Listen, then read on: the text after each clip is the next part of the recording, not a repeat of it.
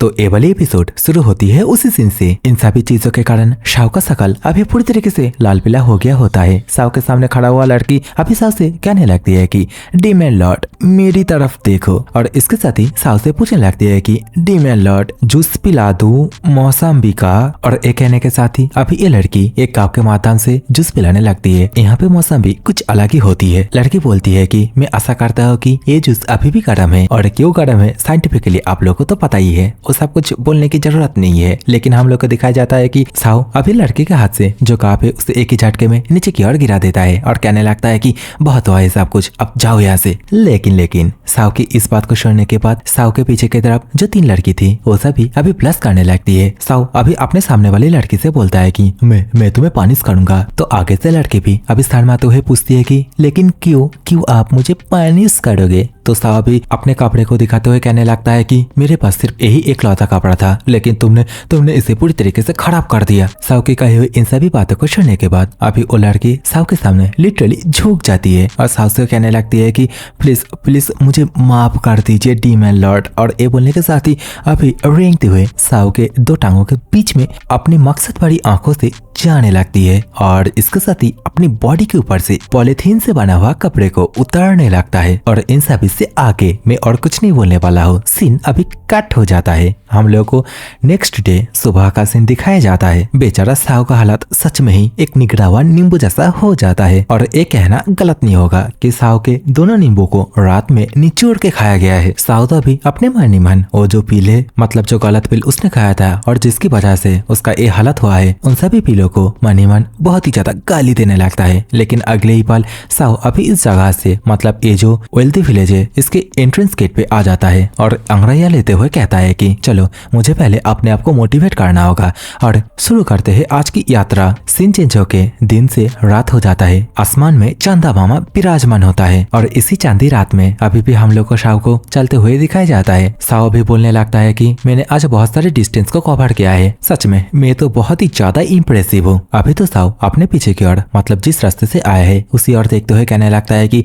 मैं उस फालतू के पिलो को वहीं पे छोड़ के आया। लेकिन इसी समय शाव बहुत ही ज्यादा हैरान हो जाता है क्योंकि उसे अभी भी जो वेल्थी विलेज है उसका जो एंट्रेंस गेट है वो दिख रहा होता है। मतलब शाव दिन से लेकर रात तक अभी जितना भी ट्रैवल किया है वो तो सिर्फ 3 किलोमीटर ही है। और इस बात को समझने के बाद शाव का मानो शरीर के अंदर से आत्मा बाहर ही उड़ जाता है। सीन दोबारा से चेंज हो जाता है। हम लोग को नेक्स्ट डे सुबह का सीन दिखाया जाता है जहाँ पे शाव एकदम उगती सूरज के साथ बहुत ही ज्यादा एटीट्यूड के साथ अपने सफर पे आगे की ओर बढ़ रहा होता है। शाव तो अभी बहुत ही ज्यादा एटीट्यूड के साथ ये बोल रहा होता है कि मैं हूँ डीमन लॉर्ड जो कि इस पूरी दुनिया को पूरी तरीके से लगभग तबाही कर दिया था और वगैरह वगैरह बोलता है। मतलब एक तरीके से अपना प्रशंसा करने लगता है और दूसरों की प्रशंसा मुझसे सहन नहीं होती। अभी इन सभी बातों के साथ ही शाव का जो शकल है वो दोबारा से चोमू जैसा बन जाता है। लिटरली इतना पावरफुल एक डीमन लॉर्ड अभी रोने लगता है। वो तो छोड़ो, उसकी पेटों के आंखों से आंसू बहने लगता है। मतलब अभी शाव को बहुत ही तेज भूख लगी होती है। शाव तो अभी अपने सिर को पकड़ते हुए रोने लगता है और कहने लगता है कि अगर ये सब कुछ ऐसा ही चलता रहा तो मैं बहुत ही जल्दी स्वर्गवासी हो जाऊंगा। शाव अभी रेत के अंदर ही बैठ जाता है और बोलने लगता है कि क्या मैं ये सब कुछ पूरी तरीके से गिव अप कर दूं? लग रहा है कि मुझसे ना हो पाएगा। शाव तो अभी अपने मन में ही अपने आप को यही बोलने लगता है कि हेवन ने मुझे इस स्थिति में लेके आया है तो इसका मतलब ये नहीं है क्या कि हेवन नहीं चाहता है कि मैं दोबारा से खुद के पावर को हासिल करूं और दोबारा से एक और डीमन लॉर्ड बनूं। तो अगर मैं ये सब कुछ छोड़ देता हूँ फिर मेरी लाइफ पूरी तरीके से कंफर्टेबल हो जाएगी। मैं सिर्फ खाऊंगा पीऊंगा इधर उधर घूमूंगा और मेरी जिंदगी में कोई भी प्रॉब्लम ही नहीं रहेगा। शाव अपने आप को ही इन सभी बातों को बोल ही रहा था लेकिन इसी समय उसके पिछवाड़े पे कुछ चुभता है। तो शाव अपने पीछे रेत के अंदर हाथ को घुसा के एक नोटबुक को बाहर की ओर निकाल लेता है और ये नोटबुक वही होता है मतलब जूनियर सिस्टर की होती है। तो शाव अभी बिना किसी देरी करे दोबारा से नोटबुक के पेजों को उल्टाते हुए नोटबुक को दोबारा से पढ़ना चालू कर देता है। सीन दोबारा से चेंज हो जाता है। हम लोग को नोटबुक के अंदर जो कुछ भी कहानी लिखी हुई है उसी पास्ट के सीन को ही दिखाया जाता है जहाँ पे एक फॉरेस्ट के अंदर जो जूनियर सिस्टर है वो अभी भागते हुए सामने की ओर जो शाव है उसके पास ही दौड़ के आने लगती है। जूनियर सिस्टर दौड़ते हुए अभी शाव से बोलने लगती है कि सीनियर ब्रदर प्लीज मेरी मदद करो, मुझे बचाओ। देखते ही देखते जूनियर सिस्टर के पीछे जितने भी पेड़ थे उन सभी पेड़ों को तोड़ते हुए अभी जूनियर सिस्टर के पीछे एक बहुत ही बड़ा ईगल उड़ते हुए आ जाता है और ये ईगल अभी बहुत ही तेजी से जूनियर सिस्टर को अपने पंजे से पकड़ने के लिए जाने लगता है। लेकिन इसी समय जूनियर सिस्टर सिस्टर को प्रोटेक्ट करने के लिए अपना साव जूनियर सिस्टर को हक कर लेता है, जिसके कारण ईगल का जो पंजा है वो अभी साव के बैक साइड में जाके लगता है। लेकिन ये ईगल मॉन्स्टर यहीं पे नहीं रोकता, वो दोबारा से बहुत ही तेजी से इन दोनों के ऊपर अटैक करने के लिए आने लगता है। लेकिन आगे से साव ईगल मॉन्स्टर की तरफ बहुत ही ज्यादा बैडस तरीके से शायद से अपनी जो डेमोनिक एनर्जी है उसे रिलीज करते हुए देखता है। तो इसी कारण ही जो ईगल है वो भी पूरी तरीके से घबरा जाता है और जल्दी जल्दी से यहाँ से दुम दबा के उठ जाता है। तो मॉन्स्टर के चले जाने के बाद अभी साव जूनियर सिस्टर के फोरहेड पे एक टपली बजाता है और जूनियर सिस्टर से इस माउंटेन के अंदर आने का कारण पूछता है। साव अभी जूनियर सिस्टर से बोलता है कि ये जो बीस्ट तुम्हारे ऊपर अटैक किया था ये एक स्प्रिट बीस्ट है और ये जो स्प्रिट बीस्ट है इसे इस माउंटेन के अंदर सील करके रखा गया है। तो इस माउंटेन के अंदर जो भी आता है उसके ऊपर ही ये स्प्रिट बीस्ट अटैक करता है। साव की कही हुई बातों को सुनने के बाद अभी लिटिल सिस्टर साव से बोलने लगती है कि अरे यार यहाँ पे तो मैं पहली बार आई हूँ, तो इन सभी चीजों के बारे में मुझे नहीं पता था। तो साव भी अभी आगे से थोड़ा सा सीरियस होते हुए लिटिल सिस्टर के गालों को खींचते हुए लिटिल सिस्टर से कहने लगता है कि तो फिर तुम आगे से ऐसा काम बिल्कुल भी मत करना। लेकिन इसी समय लिटिल सिस्टर बहुत ही ज्यादा परेशान होते हुए अभी साव से पूछने लगती है कि सीनियर ब्रदर कुछ समय पहले बर्ड ने मेरे ऊपर जो अटैक किया था आपने तो उसे मुझे बचाने के लिए ब्लॉक किया था, क्या उस अटैक के कारण क्या आप हर्ट नहीं हुए हो और क्या आपको इंजरी नहीं आई है? साव बोलता है नहीं नहीं मैं बिल्कुल ठीक हूँ। तो आगे से जूनियर सिस्टर अभी बहुत ही ज्यादा परेशान होते हुए दोबारा से साव से बोलने लगती है कि आपका ना कहने का मतलब क्या है और अभी तो आपका चेहरा भी पूरी तरीके से फीका पड़ चुका है, आप बिल्कुल भी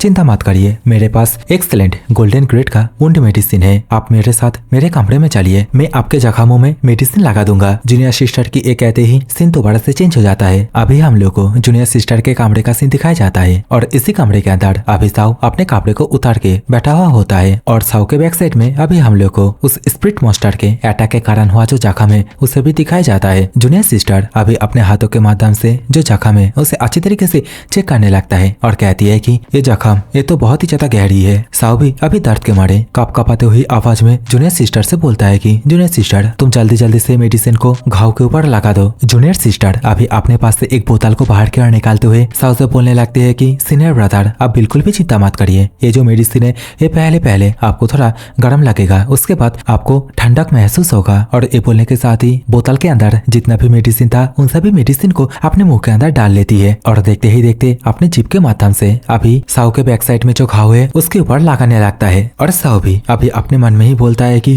होली शिट। और साव का ये बोलने के साथ ही सीन दोबारा से चेंज हो जाता है। सीन दोबारा से प्रेजेंट में आता है जहाँ पे साव इन सभी चीजों को नोटबुक के अंदर पढ़ने के बाद एकदम एक ठड़की जैसा शकल बना रहा होता है। अभी तो साव के अंदर एक अलग ही ऑरा आ जाता है और इसमें तो कोई संदेह नहीं कि ये एक ठड़कपन की ऑरा है। साव तो अभी बहुत ही ज्यादा फुर्ती के साथ ये भी बोलता है कि ना मैं यहाँ पे रुक नहीं सकता, मैं कभी भी गिव अप भी नहीं करूंगा, मैं ये नहीं चाहता कि जूनियर सिस्टर की ये जो टैलेंट है इसके बारे में किसी को भी पता चले, जूनियर सिस्टर सिर्फ मेरी है। देखते ही देखते साव अभी बहुत ही ज्यादा तेजी से दौड़ने लगता है। दौड़ते दौड़ते कहने लगता है कि हेडक्वार्टर तुम बस रुक जाओ, तुम्हारा डीमन लॉर्ड आ रहा है। साव तेजी से बहुत समय तक दौड़ता है और इसी के साथ ही सीन चेंज हो जाता है। हम लोग को डे 3 का सीन दिखाया जाता है जहाँ पे साव एक फॉरेस्ट के अंदर आ गया होता है। साव के सामने मतलब पैरों के ऊपर अभी हम लोग को बहुत सारे मंकी को देखने के लिए मिलता है और इनमें से एक मंकी तो अभी साव के ऊपर अपना जो पॉटी है उसे फेंक के मारता है। सीन दोबारा से चेंज हो जाता है। हम लोगों को डे 4 का सीन दिखाया जाता है जहाँ पे साव यहाँ पे जितने भी मंकी है अकेला ही उन सभी के ऊपर पॉप बैटल में भारी पड़ रहा होता है। और यहाँ पे पॉप बैटल का मतलब ये है कि एक दूसरे के ऊपर पॉटियों को फेंक के मारना। सीन दोबारा से चेंज हो जाता है। हम लोग को डे 5 का सीन दिखाया जाता है। साव यहाँ पे जितने भी मंकी थे उन सभी को पूरी तरीके से डोमिनेट कर दिया होता है और यहाँ से जाते हुए कहने लगता है कि दोबारा से तुम लोग मेरे ऊपर वाटरी पॉप को फेंकने की हिम्मत मत करना। साव का एक कहते ही अभी सीन दोबारा से चेंज हो जाता है। अभी हम लोग को एकदम सीधा डे 18 का सीन दिखाया जाता है जहाँ पे साव के पीछे पीछे अटैक करने के लिए एक जंगली सुअर भाग रहा होता है। लेकिन डे 35 का सीन दिखाया जाता है जो कि डे 18 से पूरी तरीके से उल्टा होता है। यहाँ पे तो साव जंगली सुअर को मारने के लिए उसके पीछे पीछे भाग रहा होता है। देखते ही देखते डे 100 हो जाता है। साव अपने एक हाथ को सामने की ओर करते हुए एक मॉन्क की तरह अमीता भाग करते करते अपने पथ पे जा रहा होता है। साव के साइड में जो झाड़ियां है वहाँ पे तो हम लोग को एक मॉन्स्टर को भी देखने के लिए मिलता है। देखते ही देखते अभी ये जो येलो कलर का मॉन्स्टर है वो साव के ऊपर कूद के अटैक कर देता है। लेकिन साव ये जो मॉन्स्टर है इसके ऊपर बस एक ही पंच मारता है और एक ही पंच में इस मॉन्स्टर को पूरी तरीके से नॉकआउट कर देता है। अभी इस मॉन्स्टर को मारने के बाद साव बहुत ही ज्यादा चिड़चिड़ा होते हुए कहने लगता है कि दोबारा से मुझे तंग करने की हिम्मत मत करना और तुम मेरे कचरे कलेक्शन के अंदर इंटरफेयर कर रहे हो। और ये बोलने के साथ ही साव अपना जो पोटली है उसे दोबारा से उठाने लगता है। साव तो अभी बहुत ही ज्यादा एटीट्यूड के साथ अपने बालों बालों को सही करते हुए बोलता है कि तो कचरे को कलेक्शन करना मेरी जिंदगी का एक पार्ट बन चुका है। लेकिन साओ इन सभी बातों के कारण थोड़ा सा भी गुस्सा नहीं होता। वो दोबारा से अपने दोनों हाथों को सामने की ओर जोड़ते हुए एकदम एक मॉन्क की तरह आगे बढ़ने लगता है। कुछ देर बाद साओ नांगनांग सिटी के एंट्रेंस पे आ जाता है। साओ अभी अपने सामने इस सिटी को देखने के बाद बहुत ही ज्यादा खुश हो जाता है। एक पागल की तरह लाल टपकाने लगता है और देखते ही देखते एक लंबी छलांग लगा के सिटी के अंदर घुस जाता है। साओ ऊपर से ही इस सिटी का जो हालत है उसे देखने के बाद पूरी तरीके से शॉक हो जाता है, क्योंकि ये सिटी भी दूसरे जितने भी सिटी थे उन सभी की तरह ही पूरी तरीके से तबाह हो चुका था। देखते ही देखते साओ एक घर के ऊपर से छलांग लगाते हुए एकदम बंदर के स्टाइल में नीचे की ओर आ जाता है। साओ अभी एक पागल की तरह सामने की ओर जा ही रहा था। इसी समय उसे सामने की ओर एक मीट का टुकड़ा लटका हुआ दिखता है। साओ शुका हुआ इस मीट के टुकड़े को पकड़ते हुए एकदम एक गर्लफ्रेंड की तरह चुमाचाटी करने लगता है, बहुत ही ज्यादा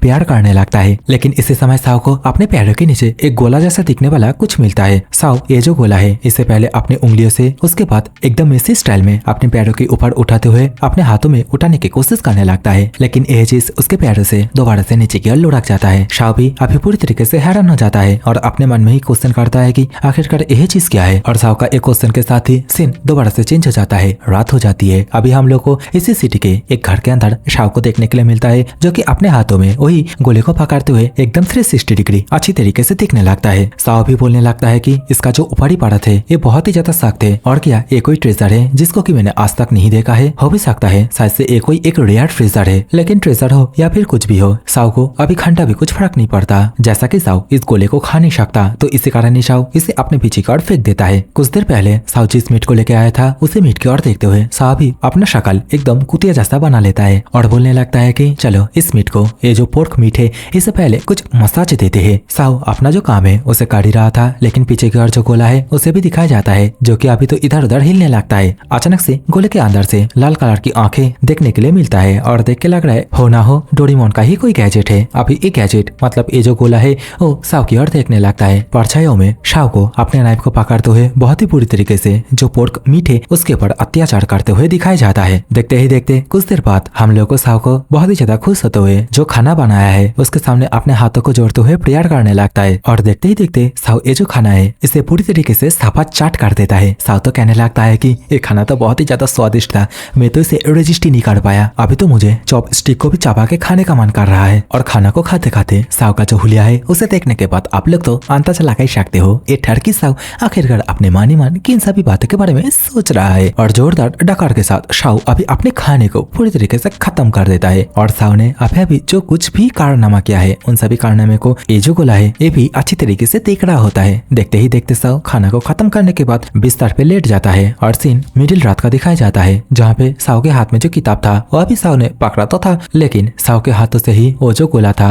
वो अपनी आंखों से किताब को अच्छी तरीके से स्कैन करने लगता है। साओ ने आज के दिन अपने नोटबुक में जो कुछ भी लिखा था उन सभी चीजों को अच्छी तरीके से स्कैन करने लगता है। और साओ ने तो जूनियर सिस्टर के साथ अपनी जो फोटो बनाई थी उन सभी चीजों को भी स्कैन करने लगता है। और इन सभी चीजों को स्कैन करने के बाद गोला अभी बोलता है कि तो तुम ये सब कुछ पसंद करते हो। अभी हम लोग को इसके 5-10 मिनट बाद का सीन दिखाया जाता है, जहाँ पे साओ अभी भी घोड़े बेच के सो रहा होता है। साओ के मुंह से तो लाल भी टपक रहा होता है, लेकिन इसी समय साओ के बैक साइड में हम लोगों को किसी एक चीज का शैडो दिखाया जाता है। साओ के बैक साइड पे अभी हम लोग को पानी से बना हुआ एक मॉन्स्टर जैसा कुछ दिखाया जाता है। और इन सभी बातों से अनजान साओ, जो कि अभी भी घोड़े बेच के और इसके साथ ही लाल टपकाते हुए सो रहा होता है। और सोते सोते अभी तो यही कह रहा होता है कि जूनियर सिस्टर। साओ के पीछे की तरफ अभी जो वाटर टाइप कुछ क्रिएचर था उसके अंदर से अभी तो इंसानी हाथ बाहर की ओर निकलता है। देखते ही देखते अभी ये दोनों हाथ अपनी बॉडी के ऊपर से जितने भी पानी थे उन सभी को साफ कर देता है, मतलब पानी को हटा देता है। तो हम लोग को देखने के लिए मिलता है कि पानी के अंदर से कोई एक लड़की बहुत ही बड़े बड़े बुबास के साथ बाहर निकलती है। देखते ही देखते अभी एक बड़े बुबास वाली लड़की साओ अभी जिस बिस्तर के ऊपर सो रहा था उसे बिस्तर के ऊपर चढ़ने लगती है। और देखते ही देखते अभी ये लड़की धीरे धीरे करके एकदम आहिस्ता आहिस्ता साओ की बॉडी के ऊपर भी चढ़ने लगती है। और इस चीज के कारण अभी साओ का भी नींद खुल जाता है। साओ अभी अपने नींद में ही लड़की की ओर देखते हुए बोलने लगता है कि आखिरकार इतनी रात को कौन आई है, जाओ जाके सो जाओ। और ये बोलने के साथ ही दोबारा से साओ अपनी आंखें बंद कर लेता है, लेकिन अगले ही पल साओ बहुत ही ज्यादा शौक होते हुए अपनी आंखें ओपन करता है। साओ जल्दी जल्दी से अभी अपनी जगह से उठ जाता है और चिल्लाते हुए बोलने लगता है कि आखिरकार ये चीज क्या है, क्या वो जायंट रैट दोबारा से आ गया है। लेकिन अभी साओ जैसे ही साइड में अच्छी तरीके से देखता है तो वो अपने साइड में एक लड़की को देखता है और बहुत ही ज्यादा हैरान भी हो जाता है। साओ भी अच्छी तरीके से लड़की को देखता है और बहुत ही ज्यादा शर्माने होने लगता है क्योंकि पीछे की ओर से ये लड़की एकदम जूनियर सिस्टर की तरह ही लग रहा होता है। और इन सभी चीजों को देखने के बाद ठरकी साव अभी बहुत ही ज्यादा खुश होने लगता है। उसे तो पिछले रात की यादें भी आने लगती है। देखते ही देखते साव अपना जो शक्ल है उसे एक सुअर की तरह बना लेता है। ठड़कपन से पूरी तरीके से भर जाता है और देखते ही देखते लड़की को लेके अभी पूरी तरीके से चिपक जाता है। साव एंड लड़की दोनों ये सब कुछ कर ही रहा था। इसी समय साव जैसे ही चुमा देने के लिए अपने बड़े बड़े होठों को लड़की के चेहरे के और लेके आता है तो वो लड़की का जो चेहरा है उसे देखने के बाद पूरी तरीके से घबरा जाता है क्योंकि लड़के के चेहरे पे कोई चेहरा ही नहीं होता। बेचारा साव भी अभी इस चीज को देखने के बाद पूरी तरीके से घबरा जाता है और बोलता है कि व्हाट द हेक, और ये बोलने के साथ ही बहुत ही जोरदार एक पंच को लड़के के चेहरे पे मार देता है। और इसी सीन के साथ ही ये वाली मनहुआ के जितने भी चैप्टर थे वो सभी चैप्टर भी खत्म होता है। सो वेट करते हैं कब तक चैप्टर रिलीज होता है। तो अगर आप लोगों ने इसके पिछले वाले चैप्टर को नहीं देखे हो तो जाके देख लेना, और हाल ही में मैंने एक और मनहुआ एक्सप्लेन करके डाला हो उसे भी देख लेना। So take care, bye bye, love you all.